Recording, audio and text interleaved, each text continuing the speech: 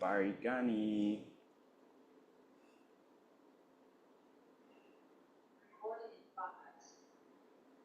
All right, we're gonna go ahead and get on going with our Master Motivators Monday. Welcome in, welcome in. So Master Motivators Monday, BAF Solutions Network at the Chemic Club.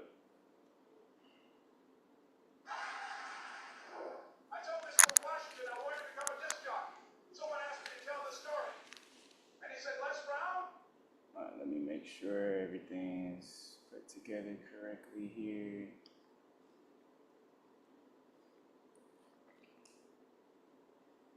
He said, if you want to do anything worthwhile in life, you've got to be hungry. And so I started working to develop myself. He said, I want you to practice every day being a disc jockey. I said, but I don't have any job now. He said, it doesn't matter. He said that it's better to be prepared for an opportunity and not have one than to have an opportunity and not be prepared. So every day I was working to develop myself. And that's what you must do. And as I was working to develop myself, I applied for a job as a disc jockey, WMBM on Miami Beach. I went to a guy named Milton Butterball. I said, how you doing, Mr. Butterball? I'd like to get a job as a disc jockey. He looked at me, he said, you have any broadcast background? I said, no, sir, I don't. You have any journalism background? I said, no, sir, I don't.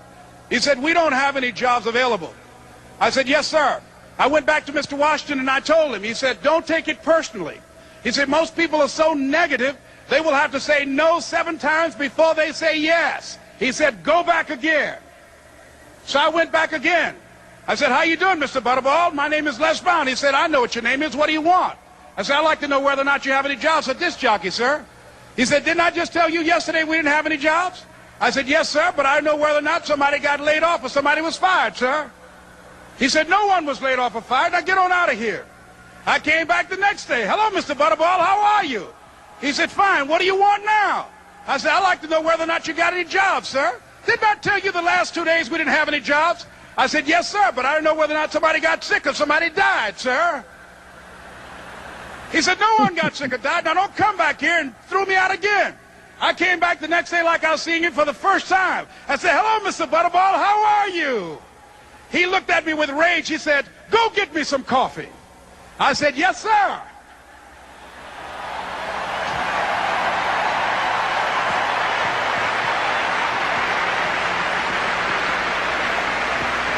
And I went to get him some coffee. After a while, I would give their lunch and dinner, and I would go in the control rooms and take the disc jockeys their food, and I would not leave until they would ask me to leave. Then they started trusting me to pick up entertainers that came to town. Entertainers like the Four Tops and the Temptations and Diana Ross and the Supremes. I would drive them all over Miami Beach in the disc jockeys' big long Cadillacs. I didn't have any driver's license, but I was driving like I had some.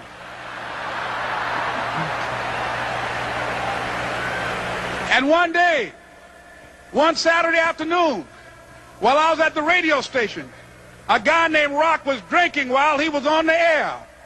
I was the only one there, looking at him through the control room windows, walking back and forth, young, ready, and hungry. I was saying, drink, Rock, drink. Drink, Rock. I'd have gone to get him some more if he'd asked me to. Pretty soon the phone rang, and it was the general manager. And I answered the phone. I said, hello? He said, Les, this is Mr. Klein. I said, I know. He said, Rock can't finish his program. I said, I know. He said, would you call one of the other DJs in? I said, yes, sir. I hung the phone up. I said, now he must think I'm crazy. I called my mom and my girlfriend, Cassandra. I said, y'all turn up the radio and come out on the front porch. I'm about to come on the air.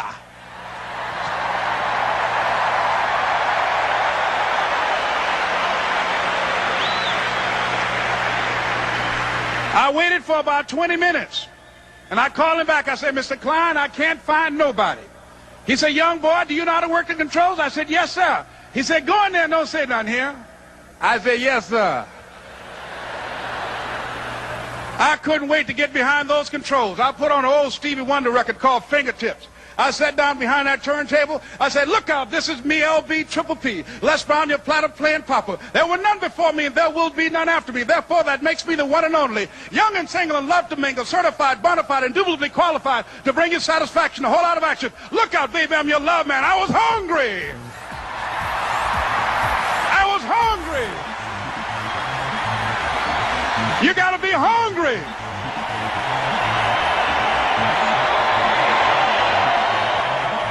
He talked about having personal growth before you can attain professional achievement. And when he said better selling begins with a better you, that put the focus on the kinds of things that I can do myself in taking charge of my life. And when I do that, everything else falls in place. Les has the ability to inspire people to pursue their passion, to live their dreams.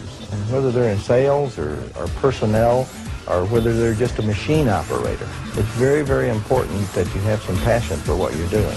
And Les inspires people to have that passion. All right. Brown, that's what I'm talking about. Les Brown. This is Master Motivators Monday. So Yeah. we put on Les Brown for a lot of reasons. As you see, he is an amazing master motivator. Let's go ahead and come on in here. They're great, man. It just reminds me of my Les Brown experience when I met him at 97 Kiss FM, and now I understand, Les. Now I understand why you, if you're watching this, why you allow Melody and I to come and be on your show on Kiss FM. This was before I became a radio personality on Kiss FM as numerologist A. Gregory Harris, okay? But Melody, who was a girlfriend I was dating at the time, met Les Brown. Me being the jealous boyfriend, I'm saying, I'm going with you to the radio station. What he want to see you for? Why he going calling you? I'm going. Right. She said, okay, we go together. I said, that's right. So I got into the studio at Kiss FM on Hudson Street, and I met Les Brown. And now, because Melody was so hungry as an actress and everything, I understand why he took an unknown actress and invited her on the show, because of what his story he just told. And after that, we became fast friends. And he advised myself and Melody about being hungry, as you say, and going for what you want. And sure enough, I did the same technique, and I became a radio personality at Kiss FM, and as A. Gregory Harris. And how it happened was I got involved in numerology. My name, by the way, my name's Arnold Penix. Yeah. If you see me on other shows, so because of Les Brown, I pursued my career as a radio personality on Kiss FM, and later on with that. So thanks for showing that. It brought back a lot of memories. Back to you, Julian. Yeah. So welcome everybody. My name is Julian Gordon. I'm your host here at Master Motivators today, where we'll be interviewing different business owners, which is why we got Mr. Arnold here. We are so excited to have him here. He's been helping out with the BAF Solutions Network, and we've been able to inspire many people to go ahead and fulfill their dreams. You know, we have a lot of things that were coming alive in 2025 through Kwanzaa 365, and together we rise. So he saw us with our mission and saw us with our actions and actually doing it, and not just talking about it, but actually being about it. So he noticed and caught wind and came to an open mic, and it was history since then. Yeah, because I saw the whole, you have to come to the Chemic Club, everybody, because it was so inspiring. It's almost like I saw it in a dream. I saw this whole situation in a dream. Wow. And what my company does, Julian Arnold Arts LLC, is we create creative programming for not-for-profits. And my office is based in New York City, actually, on Fifth Avenue.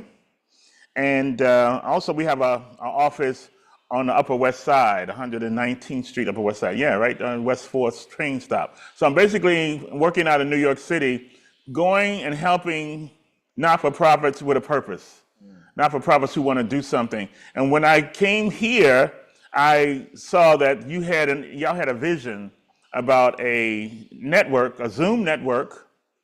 And since my background is NBC television, just a quick recap, I was discovered at North Carolina A&T State University, Aggie Pride, which is another reason I'm having, because he's an Aggie. Yeah, okay, that's right. Aggie born, Aggie bred. Aggie born, Aggie bred, and when we die, we'll be an Aggie dead. That's right.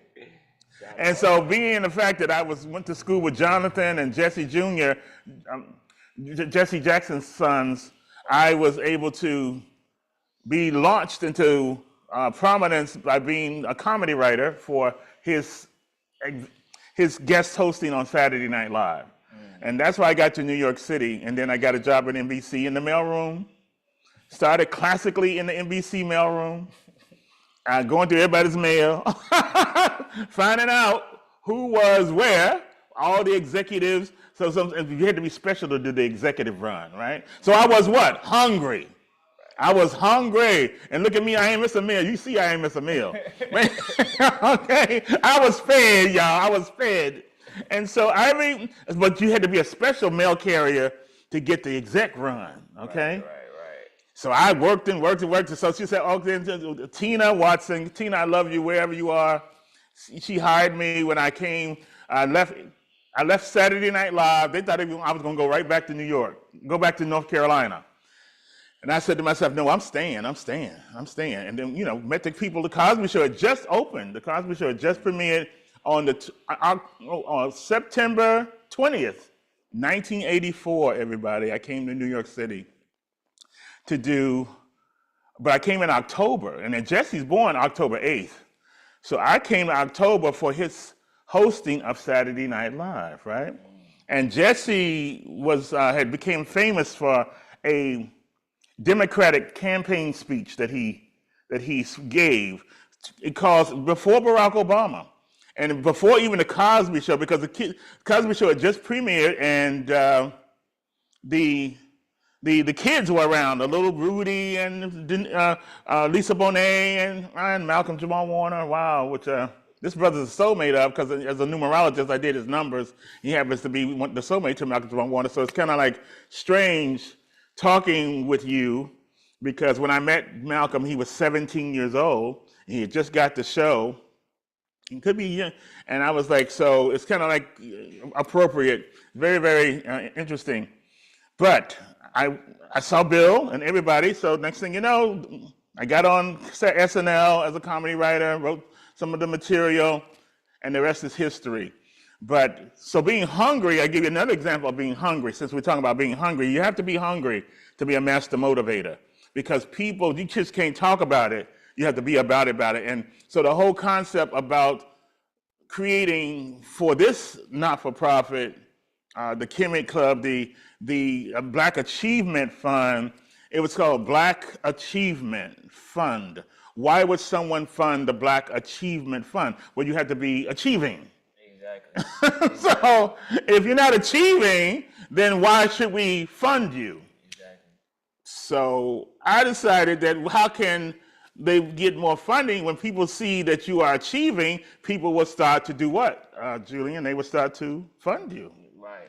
So Julian and Shonda had an idea, and they were doing what? What are the things y'all were doing? Y'all were doing the book club? During the evenings, we have our book club, we have Toastmasters, Atlanta and all region meetings, and we've done Film Fest Fridays, Sankofa Meditation and Accountability Fitness, the info sessions, and Monday Masterminds.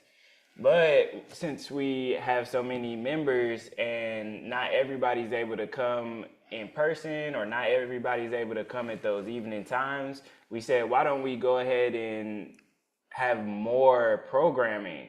Let's go ahead and open it up during the day. So we said, we really want to do 9 to 9. So eventually we'll do 9 a.m. to 9 p.m. But we said, just to start out, let's go ahead and do the lunchtime crowd, so that way we can open up the Chemic Club Cafe. From 11 to 2, we'll do the Chemic Club Cafe. Okay. And then we'll have filming from 1 p.m. to 2 p.m.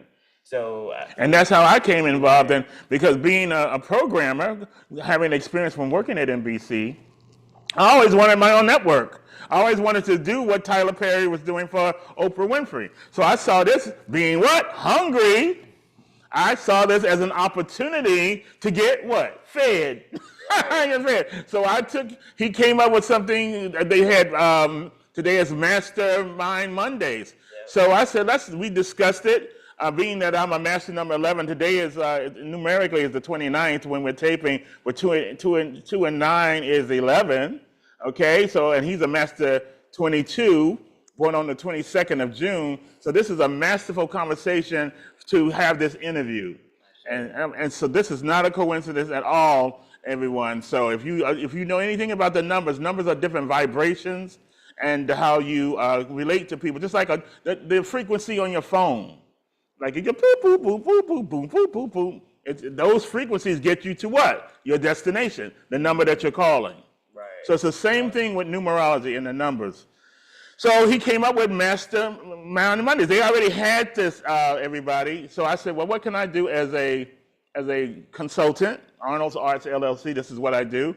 I'll come up with programming. So I came up with Master Motivators. And we have a few other titles, and basically the client, which is a Black Achievement Fund, approves whatever they like. And so we said Master Motivators. So we went through a couple incarnations of this particular show, this particular Zoom podcast, till we came up with the final, not the moment too soon, because October 1st starts the whole new cycle in numerology. So I had to make sure that I got the sponsor in place, which is Envision You, the health and wealth company, the sponsor in place, we got the production company in place, and we have the talent of each show in place, because and I'm working with a sense of urgency, because even though people want to have it happen yesterday, I knew that I had to have everything, all these ducks in a row before October 1st. So today really starts the official launch of this series of this network, because we worked all the kinks, and today was the first time that the talent was prepped for the interview. Look how relaxed he is, and whatever. That takes a lot of work, everybody, to get him to get artists to a point that they're not so rushed into it and relaxed into the situation. So today starts that first day, and every day will be set up like that, so the talent will be prepped, and everything will be prepped before they go on. So Master Motivators. God knows I'm a Master Motivator. God knows. Yeah. I am. I'm just thinking about Motivating a lot of people in the Chemic Club since you've been here, because you've been on time. You've been doing what you say you were gonna do, and people actually respect the fact that you say, okay, I'm gonna be there from 11 to 2 at least, and then every day you're here before 11, and you're actually coming in and putting out the sign and putting out the street signs. So it's very commendable to motivate So they notice things like that. I didn't know they notice things like Yeah, so I am curious to know what your background was, because we'd love to hear a little bit more about your story. Well, my story is like I said, I was this hungry kid from North Carolina, Burlington, North Carolina. Was always an overachiever, okay? But I always kept to myself, very, very quiet, it was the era of Michael Jackson. And of course, Michael Jackson's a little bit older than me, but not too much. God rest his soul. And he was the big star at the time, the Jackson 5. And I could sing like him, I could do all that type of stuff. But anytime, it was like the frog in that cartoon. Hello, my honey, hello, my baby, and the right time, and then when the company would come over, my mother said, Arnold Gregory Penix is my name. Arnold Gregory, come here and sing. Show me anything. I'm going, I wouldn't sing, But my little brother and sister, they would go and sing for quarters and nickels and dimes. They were such. But anyway, I wouldn't do it, and it was kind of like that frog. And I never forget, my mother was a youth director Just gonna tell how I broke out of because I was a very shy kid, heavy set, and I tell Julian I was a heavy set kid. And I was named Arnold. Now everybody knows that show, Green Acres. Green Acres is the place to be. They had a pig on Green Acres named Arnold. Okay, did I catch it for that? And of course, Arnold. I didn't know I was born the year of the boar of the pig. I'm actually born the year of the pig. Chinese. It's a Chinese. I'm a Chinese astrologist. I'm the year of the boar.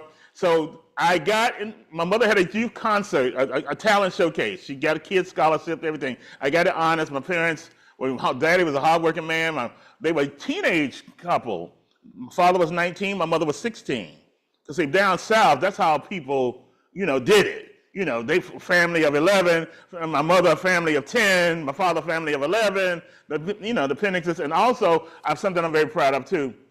I came from the legacy of the show Roots. My family, Alex Haley in Burlington, North Carolina, interviewed my great-great-grandmother. And when the book came out, we were like, oh, that's about us. That's about it. In the plantation where the Penix is and where my ancestors are from is 15 miles from where I was born in Burlington, North Carolina.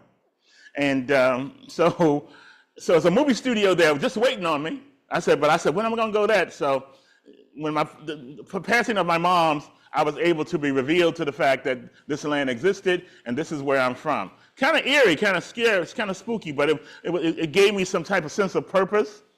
And so I was always overachieving in school, started in the high school musicals, played football, became a cheerleader after my senior year because my girlfriend, and why? It was always just like I went to see Les Brown.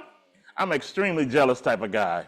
So my girlfriend became a cheerleader in high school at Walter Young Williams High School. Guess what? We had the same birthday, 7/11, okay?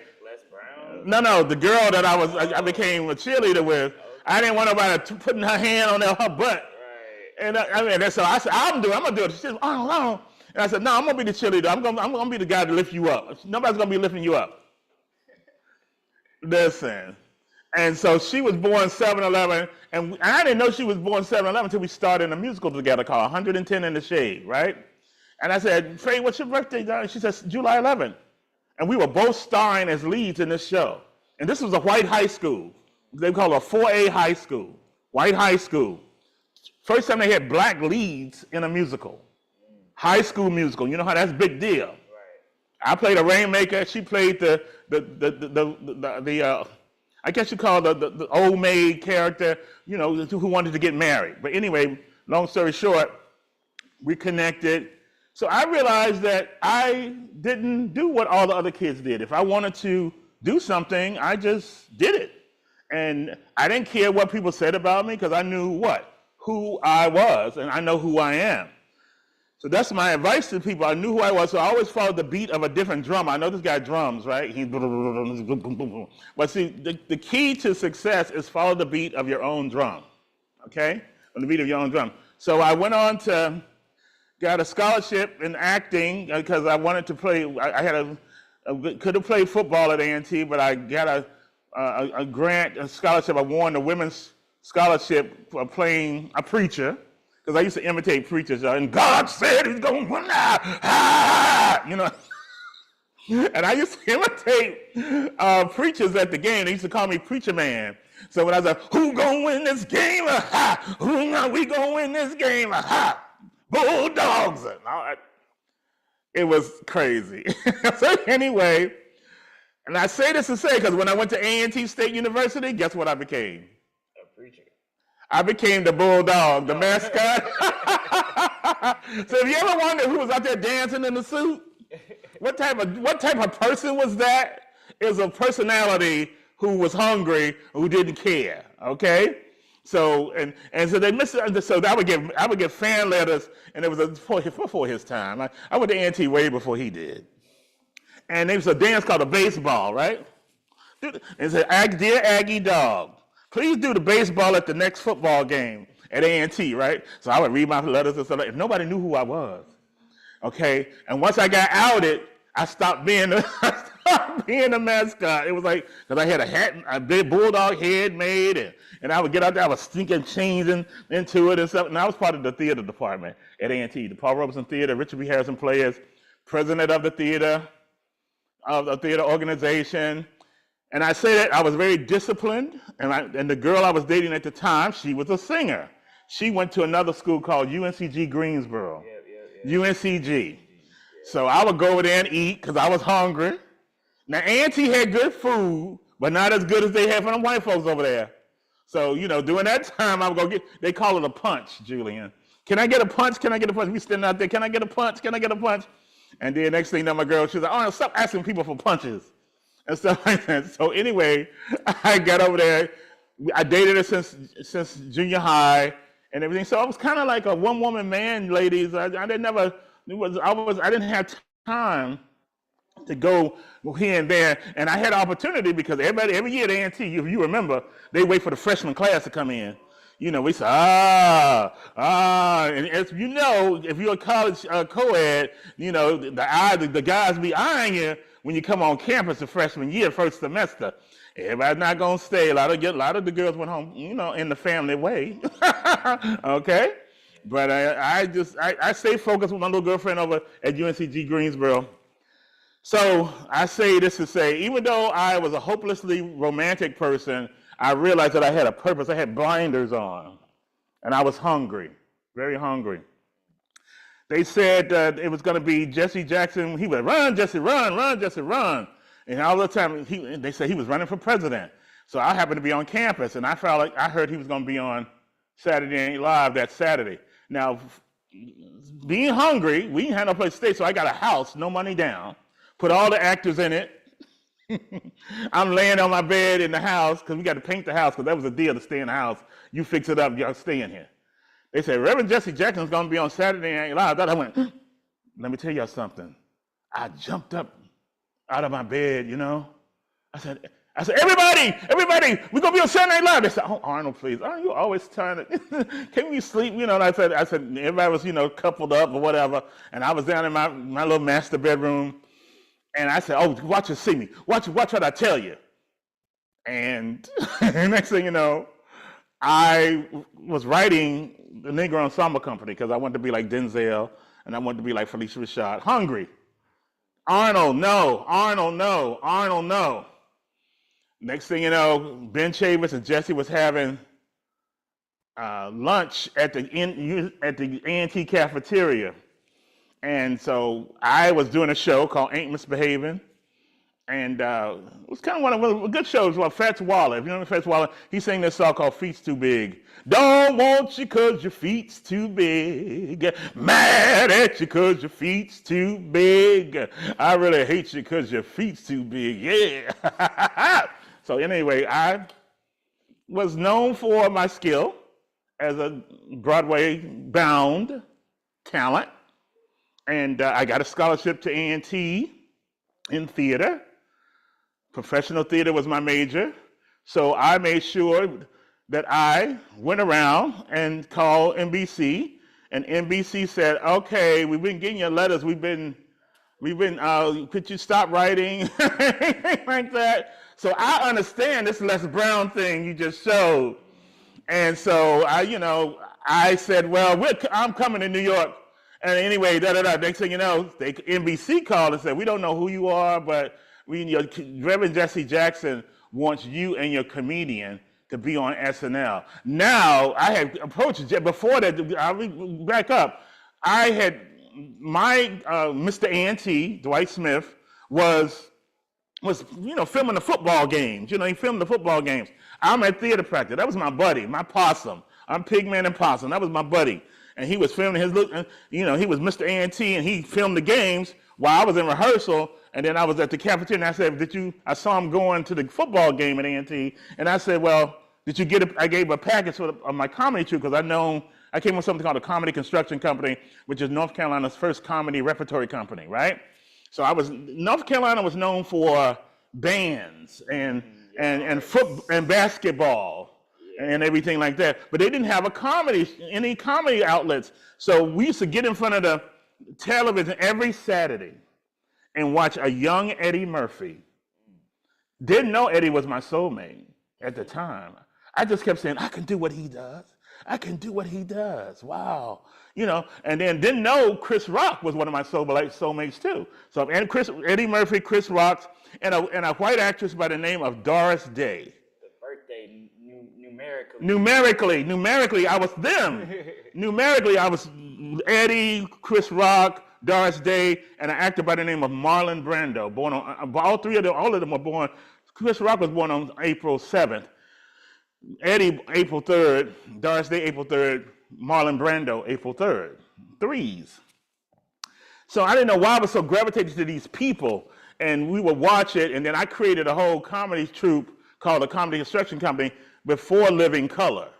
So I got a blonde, a redhead, black guy, and it was a movie called The Officer and a Gentleman that Louis Gossett Jr., who's one of our ambassadors for Juneteenth Atlanta, which I am now the chief of staff of here in Atlanta, and Juneteenth. So I saw that, and I don't know why I was intrigued, so I started writing. That's how I started writing SNL. So my break came, so you never know. Be ready, even if you don't get to go. This is a motivating thing. Be ready. I prepared myself for the opportunity. I didn't know how I was going to go.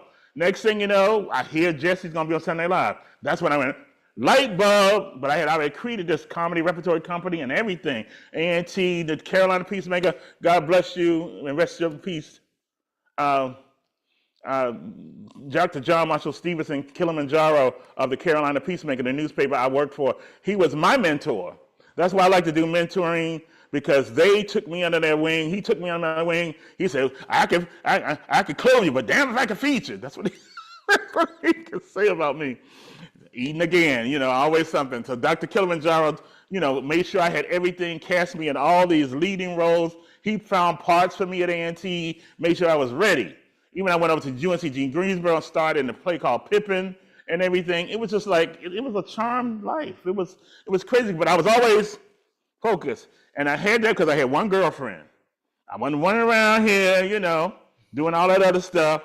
I didn't have time for it, Julian. I didn't have time to have this girl over here and this girl over there. I didn't have time because you had to get that bag. You had to get that opportunity. A man has to build his legacy, has to build his wealth, so no one can take that from you. If all you got, you know, is being good looking and fine, women are not attracted to that. Women are attracted to men who can provide what? Security and everything like that. And I want to be able to take care of my woman. Anyway, so I get to New York, and Dick Ebersol was a producer. I called the Negro Ensemble Company. I said, this is me, Arnold. They said, hey, Arnold. They knew me by name. They said, oh, hey, Arnold, how you doing? I said, oh, I'm in New York. They said, oh, no, Arnold's in New York. Arnold's in New York. They said, Arnold's here. I had prepped them and everything like that. And when I got to got to SNL, I said, I'm going to be on Saturday Night Live. They said, Saturday Night Live? How did you get to be on Saturday Night Live? Then that put me a cut above everybody else. That's how you have to do it. So next thing you know, I'm at SNL and same soundstage there. I see Bill Cosby and all the rest of them. And I'll tell you this, I was pushing my comedy stuff, but as a writer, because I was trying to help someone else. I pushed the comedian. I just wanted to be the writer, because I felt like all they wanted black people to do was write their material and then star in their material, which is okay. But all the other comedians had writers. We had to do everything. And I'll never forget, I gave my package to the producer, Dick Ebersol, and I just heard my name. You know, you're sitting in the studio audience, you're doing the rehearsal, and I heard my name. He said, use Arnold. Yeah, he wrote it, let him be in it. Next thing you know, the production assistants, that's what I'm saying, we're building this other, came rushing to me and said, Dick wants you to be in the show. Now, granted, Dick was the one who discovered Eddie Murphy. Okay? I didn't know too much about any of the numerology stuff until later. But once I found out that it was Dick Ebersol who discovered Eddie Murphy, it was Dick Ebersol that discovered Arnold Penix. And it was the same energy. So listen, you got to tap into these vibrations. Numbers don't lie. People do. Okay? People lie all the time. But once I do the readings, Julian will tell you, I be saying, oh, what's your birthday? And they go, blah, blah, blah, blah, blah, blah, blah, blah, blah. And you know what? It's not because I wanted to know your business, because people are just going to protect themselves, but I had to be protected. I know numerology, and I'm a numerologist because I have to protect myself, because things I wouldn't do doesn't mean people won't do it. That's why I had to become the way I became and the way I am. So I'm on the show, Jesse complaining about no black people working on the show, and the white people run out, and we as black people run in, act like we're running the show. That's why I wanted to make sure in this network that we have here, that we have you be the production director. Eventually, we're going to bring the Black Sitcom Institute in here, some teenagers, a company that I created through Arnold Arts LLC. We have the Black Sitcom Institute. We have the Theater for the Formerly Incarcerated, which I'm going to be using the theater next door here from the Kemet Club to produce my sitcoms and my theater programs for all those who've been incarcerated. So I do have in-house projects that I can find and fit a not-for-profit with. So with the Theater for the Formerly Incarcerated, I'm going to fit in the theater next door. That way I can make sure. Oh, and a young lady had just come in. You ready to come on in here? just come over here and sit over here and just say hello to all of us. But anyway, she's definitely an actress as well. And the reason why I call her out is because she is a 19 like Felicia Rashad. When I met Felicia Rashad was born June 19th. And so I always get to see, that was a sign for me, because June 19th is a soulmate to my mother. So when she came in, it was kind of like a sign, the 19 energy, that mom came in spiritually to say, okay, and she smiled and everything, and I was like, wow, look at this, wow, look at this. So that's what I tell you. So being hungry is key, because God knows I was a hungry person. Long story short, went on, created Children's Amateur Day at the Apollo. That's a not-for-profit I work for. Now, some of you watch Apollo, Steve Harvey was hosting at the same time, during that time, but they didn't have anything for the youth. So Arnold's Army Against Drugs, which I created, and I had to say I created Arnold's Army Against Drugs because when I went to NBC and I saw the Golden Girls, and it was kind of like I was Lucille Ball. If anybody remember her, of course you do. I got a job in the mailroom. Now I can't. Got a job after the show was over at NBC. I got a job delivering mail to all of the rooms. And anytime a star would come into the building, I say, watch my card. First, no, I didn't say watch my card. First, I was such an overachiever, so hungry, that Tina, who was a Taurus, she made me a manager. I said, I don't want to be no manager. I don't want to be no manager. I want to be a mail carrier. She's like, oh, stop that. I said, because as a mail carrier, I could leave my cart and go to different parts of the building, and I can go talk. If anybody's a networker, this brother's a networker, okay? Okay, just put him in NBC. He'll know everybody in the building, okay? Cool with everybody. There you go, cool with everybody. That's why I took him on as a protege, because we have similar numbers. He's a Master 22, I'm a Master 11. He's also a Destiny 33-6. I'm a 33-6. So what I'm trying to do, guys, is just to feed him as much information as possible about the gifts and the wonders of what and the secret, because millionaires and billionaires know what I know. If you notice, it's like the albums of Beyonce, she called her 4, and Beyonce's born on the 4th, and Ivy is like a 4. That's the name of their child, okay? Oh, wow. Okay, Jay-Z's born on the 13th. 1 and 3 is 4, okay? Yes, numerology. He's born on the 22nd, which is a 4. Jamie Foxx is born on the 13th. 1 and 3 is 4.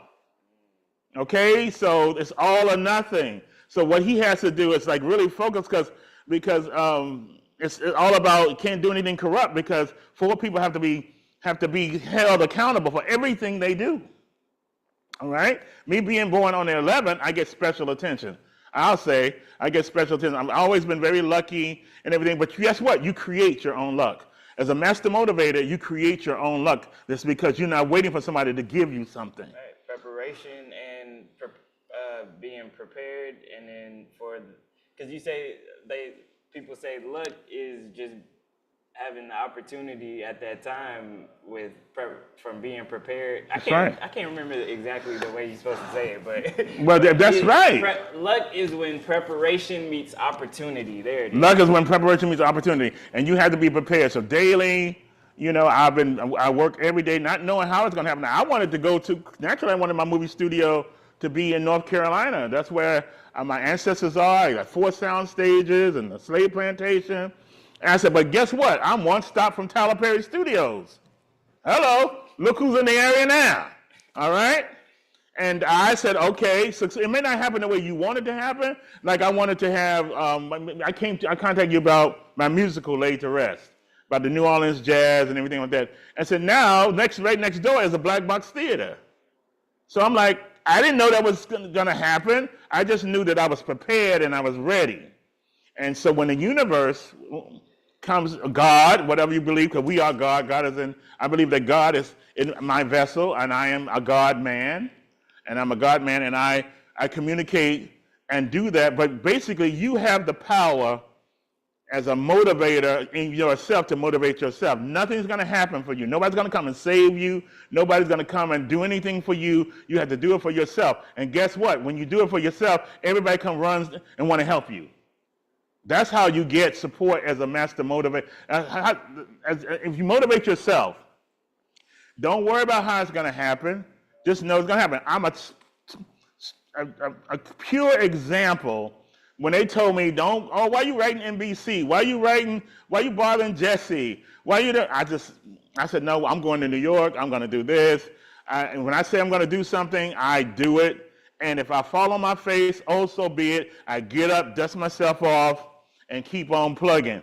I am elated, Julian, about how I have been able to come down here and connect with Juneteenth Atlanta, and connect with Bob Johnson, connect with Akee Hodges and the new Kemet and the new Kemet Club Cafe, all because I said I wanted to come down and work with my people and do something like that. Now, of course, some of you may not know that I also play Marcus Garvey. And when I got after in my stint at NBC, I came to work. I saw so many people afflicted with drug abuse. Now, drugs are everywhere, and people do whatever they need to do, from alcohol, cigarette smoking, all the types of things. But I saw it as a detriment. And the reason why I saw it as a detriment, because I saw so many brilliant, talented people being destroyed, from Whitney Houston to Prince, Michael Jackson, whatever they do, and they have all of this wealth.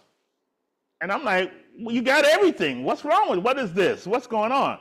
Well, if you sell your soul, and if you lose your integrity, then sometimes you can't even look at yourself in the mirror because of what you have done to live in a nice apartment or a mansion. And we see a lot of that happening because this is 2025, and if you see a lot of people are not making it through this year, a lot of people are making their transitions because a new world is happening within the age of Aquarius. So I'm saying also to say this has helped me when I became a numerologist on KISS FM. It has helped me to stay on track and keep myself motivated, and realizing that nobody really has control over you. You have control over yourself. And me being emotional intimate, I tell you what that is. Emotional intimate is a person who emotionally cares for everyone. It's no delineation between male or female. I am a love giver. I have to spread the love campaign. So people were like, thinking, since they don't know anything about it, never experienced a love giver, an emotional intimate, I try to explain to people that I said, I'm giving you love. I don't want to get with you, but I want to give you love. And whatever I got to do to show love to you, I would do that. But I do have convictions. I have boundaries. Yeah, people say that to me too. They're like, man, you're such a great person. You're so nice. What? That girl, you must have been flirting with that girl, huh? Right, or but say, oh man, that girl was flirting with you, man. You don't want to da. Yeah, don't always have to go there. And that's what I see in you. I saw that in you. Yeah. I saw that in your. I said he's going through the same thing I went through when I was his age, and I said, wow, look at this, because it gets us in a lot of trouble. Gets us in a lot of trouble. So now I'm very communicating. I'm like very communicative. I said, okay, this is what I'm gonna do. Is it okay? And where I need, this doesn't feel right, then I'll change it, because I have no agenda. See, love givers have no agenda. They just want to heal. They want to help. They want to heal. Because if they had an agenda, it'll be a whole different vibe. It'll be a whole different energy. Well, that's about being pure too. People say I have a pure spirit. So part of being pure is just doing what's right, and that's what I knew as integrity before getting in Landmark. It's just doing what's right, doing what's needed, doing what's right to help someone. When nobody else is watching. Exactly, and when nobody else watching, I still would do the same thing. Right. So I said, no, we're going to incorporate healing as part of our production. Right. I said, no, I want people to know, and I said, I ain't, it wasn't no jumping up and all that. No, I said, no, it's about healing. It's about being transparent. And once you have those type of qualities, everyone, then you become Superman. And I have to tell this Superman story because it was so appropriate when I asked Julian and a young lady friend of his to come to celebrate my birthday with me. Now, who was I celebrating my birthday with? Me, myself, and I. I was I was down here by myself, and Julian would tell you, I motivate myself. Matter of fact, today is 11, so I'm gonna go to that nice vegan pizza place and give me a nice, what do you call it, Bacaris? Bacaris. Yeah, we going to Bacaris because we're gonna celebrate and everything, because today is the 29th, which is an 11th day. Now, God has blessed me to be very, very successful and not to want for anything. But that doesn't mean I'm gonna give it to people without them earning. Because I learned that I was becoming an enabler, and because I always felt bad when people didn't have, but I said, no, Arnold, you got to stop that, because you don't rob people of the journey of learning life lessons. Because if you try to make it cushiony for everything, and that's what happened to us as parents. We want our children, we send them to the Montessori school, we send them to the best of everything, and we literally ruin our children because you don't want them to go through what you had to go through. Yeah, I had to learn that as a teacher as well. Mm-hmm. And you were bringing up Superman, being a Superman, having those superpowers, and I'm curious to know how you transmute and transcend all this energy, how you transmute going through any energies and transcending over people on a more simpler aspect is just what all do you do. Even at the end of the Les Brown video, we saw all those different companies, and those were network marketing companies. If you didn't know, a lot of those were network marketing companies. And I've been able to learn about Les Brown through my personal development training through another network marketing company. So I definitely would love to hear and spotlight some of the other businesses and how we connect the dots through healing. And I've been able to focus on drums, drones, and dreams. So I put together my healing and connect dots that people don't realize are connected, but it's holistic health. So right. I'd love to hear more. Yeah, well, definitely. I became I'm a healer, no doubt about it. And one thing I realized is that you can have all the ideas in the world, but if you don't have financial freedom and finances to help those dreams come to fruition, then it's just people running with an idea. And I did realize too that everyone's for themselves, and there's nothing wrong with that. So what I found is that the best way to do is become part of a team, a part of a group. And network marketing seemed the best way for me to have independence and freedom as a distributor and owner of my own Envision U. We came up with another aspect of a Chemic Club Cafe. And the Chemic Club Cafe is something that the founder always wanted. Before COVID, there was a coffee cafe that was going to be coming here and doing that. And but COVID hit. So look what happened. Here I show up with this whole concept of creating a type of fundraising concept, because you can have all the ideas in the world, but you need to also make sure you empower the people. And that's where Garvey comes in with empowerment.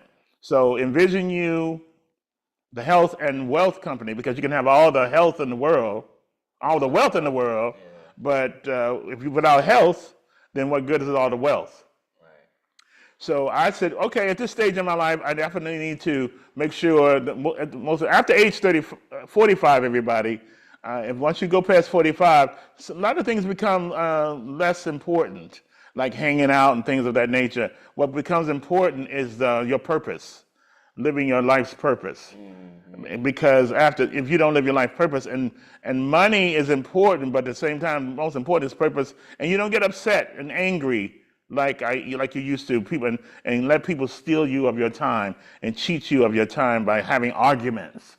So basically, you just choose the company that you keep.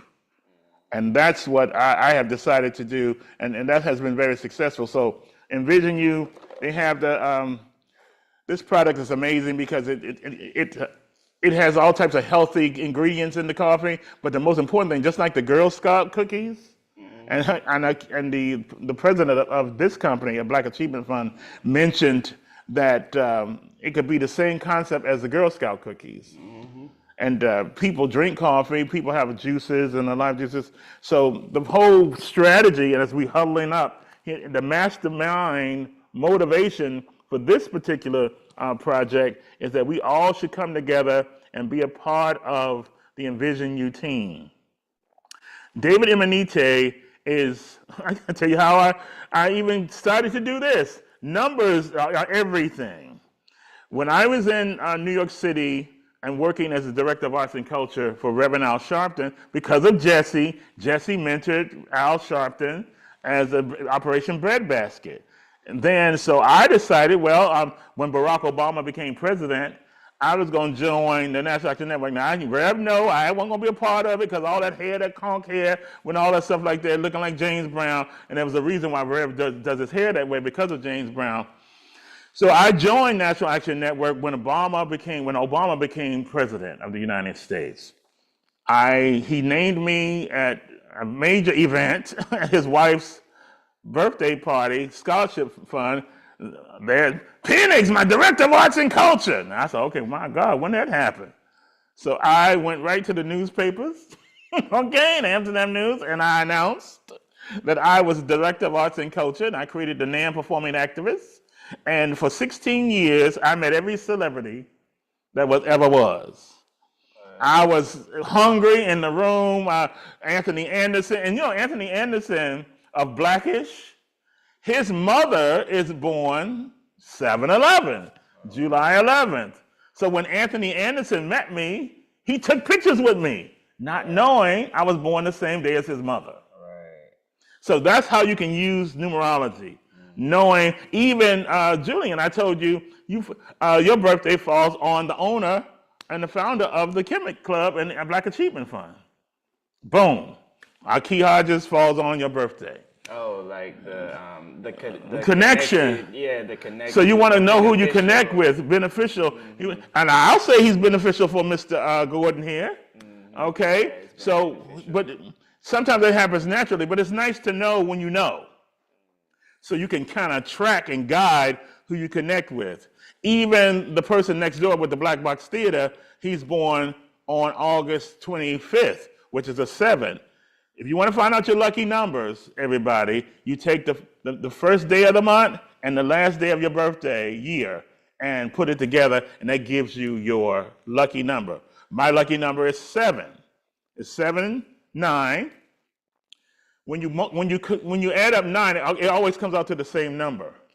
Okay? 9 plus 7 is what? 16. And 1 plus 6 is what? 7. And so once you know that 9 computes to the same number, You can, even when you do numerology, you can just eliminate the 9 because you know it's just going to add up to the same whole number. So the whole thing, network marketing is the way, because I see with the entertainment industry the way it is. A lot of our artists are, Angie Stone and people are fighting for contracts. Prince with his whole, the artist formerly known as Michael Jackson fighting with Sony, everyone fighting with Diddy and his antics, and everyone getting rich. But what I found with network marketing, David Manite falls on, birthday is July 2nd. When I saw the presentation, because they always do exposures, when I saw the presentation for this, and I looked at the person, I said, okay, sounds like a great idea. Everyone drinks coffee, everyone has juice. Then I walked down to Mr. Imanite, and I said, what's your birthday? And he said, July 2nd. And I went, I'm in. Now, why would I say that? I didn't have to, because July 2nd is beneficial for me. And when I was at National Action Network with the attorney Michael Hardy, God rest his soul, when I first came there 16 years ago, I went up to him. He was on the stage, and I wasn't on the stage yet. And I said, Attorney Hardy, what's your birthday? He said, July 2nd. I said, I'm staying. Wow. Because I had joined NAM before, and I quit. I stopped going. Okay, Rev, I couldn't take it. But after Obama became president, I said, okay, these are the rejected stones, these people, that's who he represents. I will be a part of that, because, I came from the United Negro College Fund and the whole, the black, different, more college bound type people who are doing civil rights work. But what NAM represents is the voice of the voiceless, and people, the formerly incarcerated, people who the rejected stone, and they need a place too. Right. But I stuck out like a sore thumb, being college educated and coming in with the skills and training that I had. But thank God for Kathy Sharpton, thank God for Dominique Sharpton, thank God for Ashley Sharpton, who embraced me and took me on board and allowed me to participate in the programming.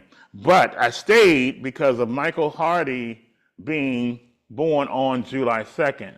So when I knew he was going to benefit me, for 16 years he did. I made sure I became the voice of God at the Jazz at Lincoln Center. I was everywhere, all the major things, Broadway plays and musicals. I had the title Director of Arts and Culture for the New York City chapter.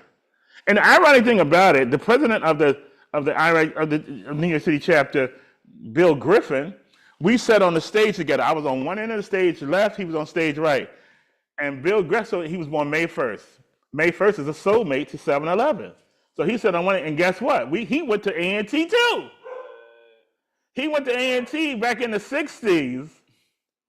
So I'm like, so I said, what school you go to, Mr. Griffin? He said, oh, A&T, I'm an Aggie, May 1st. Wow. So then here I come. So I'm just passing the torch, because that's all I'm doing. Because he was that, I'm Aggie. Then I meet this young person here, he's an Aggie. So basically we got to stick together and huddle up. Yeah, so it's about that time to huddle up. Before we do, is there? Oh, I didn't mean to huddle up now. Are there any ways to have people reach out to you? Oh, my email is pennixarnold711@gmail.com, and you can reach. You can Google search Arnold Pennix. I'm on Patreon channel, and get the plays and everything of that nature. And just Google Arnold Pennix. I'm so my distant cousin. I heard he threw some touchdowns the other day, and I'm excited about Michael Penix. So it's the two Penixes down here, and one's for the Atlanta Falcons, Michael Penix, and here I am, Arnold Penix, and we are here in Atlanta, and we making it happen. Getting wins. We're getting wins, baby. We doing it. Ashay, well, thank you so much. We'll go ahead and huddle on up. Okay. We got 1, 2, 3, Master Motivators! We'll see y'all next time. What's up, everybody? See you later, guys. Come on out to the Chemic Club. Good night. Yeah, thank you. Sister Varice, how's everything going? Going all right. Ashe, Ashe, what'd you think about the show? It was exciting to hear the motivation that's being impacted. You know, it's like it resonates with my spirit Ashe. to hear, brothers that are well i- interested in how things are going for other folk in our community. It's like, and uh, making sense of, I guess, the numbers and how they impact the quality of our lives. Mm-hmm. What's your You know, birthday? May 16. Oh, wow, what a great number. That's Janet Jackson. Control. Yeah. That's right by my I best friend's birthday too, May I 15th. find myself surrounded by a lot of those numbers in my family. My mother, my grandmother. Um, Absolutely. yeah, there's a lot of May influence. Taurus. Yeah, so And you're I, seven, so you're I lucky like for the me. herd. What's that? And your numbers add up to the number seven. So you're supposed to be on this broadcast. Look at that. She's been Well, coming every well, well, day. here I am. Right, you've been coming every day, so she's That's what I'm definitely saying. our lucky. I just enjoy the fellowship. So so that's why I'm here. So Ashe. share it. Share. Let everybody know. And since you're a I lucky number seven, do. just tell I everybody what we're certainly doing, do. I especially starting certainly October do. 1st. Yes. Yeah. I appreciate you so much. My lucky number seven, my This Janet Jackson. well, here I am. Well, here you are, and here you shall stay. Okay. Okay. Ashe. Yeah, so we'll be right back tomorrow at 1 p.m. So All right. we'll Well, Lord If you have willing, a I poem will you be want here. to, if you want to have a poem, if you had a poem you want to recite, put something together for a poetry selection. Okay. If you Uh, want to do that, I know okay. you write. Sevens are writers. I do write. I mean, Yes, I you do. love writing. Yes, you But do. I'm not a So share some of your I don't thoughts. call myself a poet. No, but you I are call though. Yeah, You have the I do skills. sing. Yeah, I pay attention to lyrics. So whatever you Because want to share, some of your written passages. Just think it, about it. okay, I will, have some thought about it. But Okay. okay. yeah, we'll see you tomorrow. All Thank you so right. much for being here. Until then, let All me sign right. off. Until then, power. Okay. Yep, much love.